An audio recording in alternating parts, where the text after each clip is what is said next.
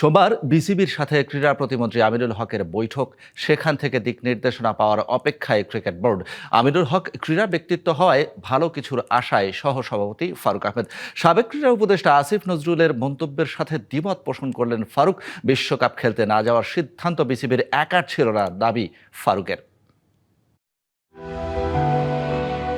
ক্ষমতার পালা বদলে বিসিবি কমিটির ভবিষ্যৎ নিয়ে বাড়ছে শঙ্কা। ক্রীড়া প্রতিমন্ত্রীর দায়িত্ব পাওয়া আমিনুল হক জাতীয় নির্বাচনের আগে ক্রিকেট বোর্ডের কমিটিকে অবৈধ বলেছিলেন। পরিচালকদের সাথে বৈঠক করে সমস্যা সমাধানের চেষ্টা চলছে। ক্রীড়া প্রতিমন্ত্রীর ব্যস্ততার কারণে রোববারের পরিবর্তে সোমবার হবে আলোচনা।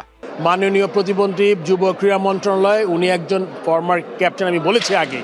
উনি আই এম শিওর উনি অত্যন্ত বিচক্ষণ মানুষ। পজিশনে থেকে আপনি এক জিনিস যেটা চিন্তা করেন, তখন আপনার অনেক দিক চিন্তা করতে হয়। আই এম শিওর উনি অনেক জিনিস চিন্তা করবে। ক্রীড়া প্রতিমন্ত্রী বিসিবি পরিচালনা পর্ষদ বিলুপ্ত করার কঠোর সিদ্ধান্ত নিলে আইসিসি থেকে নিষেধাজ্ঞায় পড়বে কি? এমনিতেই বিসিবি আইসিসির সম্পর্ক বর্তমানে খুব একটা ভালো নেই। আইসিসির ব্যাপারটা এই মুহূর্তে বলা ডিফিকাল্ট, তবে আইসিসি আপনি ধরে রাখেন, আইসিসির সাথে আমাদের সম্পর্কটা এই মুহূর্তে একদম বেস্ট পর্যায়ে নাই, খুব ভালো পর্যায়ে নাই।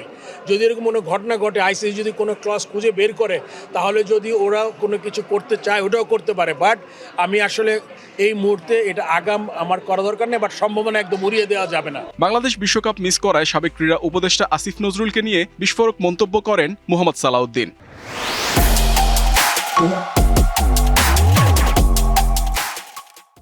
জাতীয় দলের সিনিয়র সহকারী কোচের সাথে একমত ফারুক।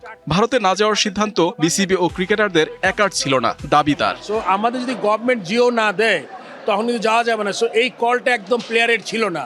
প্লেয়ারদের সাথে যখন কথা বলেছে আসিফ নজরুল উপদেষ্টা মহোদয়, তখন কিন্তু উনি কিন্তু তখন আসলে আমরা already we made the call যে আমরা যাচ্ছি না। প্রথমেই কিন্তু প্রেস কনফারেন্সে গভর্নমেন্ট থেকে তাদের স্ট্যান্সটা বুঝিয়ে দিয়েছে, তারপরে ক্রিকেট বোর্ড শুধু ফলো করেছে। সাকিবকে ফেরানোর প্রক্রিয়া চলমান, যদিও সরকারের সবুজ সংকেতের উপর নির্ভর করছে সবকিছু। জাতীয় দলে নেয়ার আগে বিবেচনা রাখা হবে সাকিবের ফিটনেস।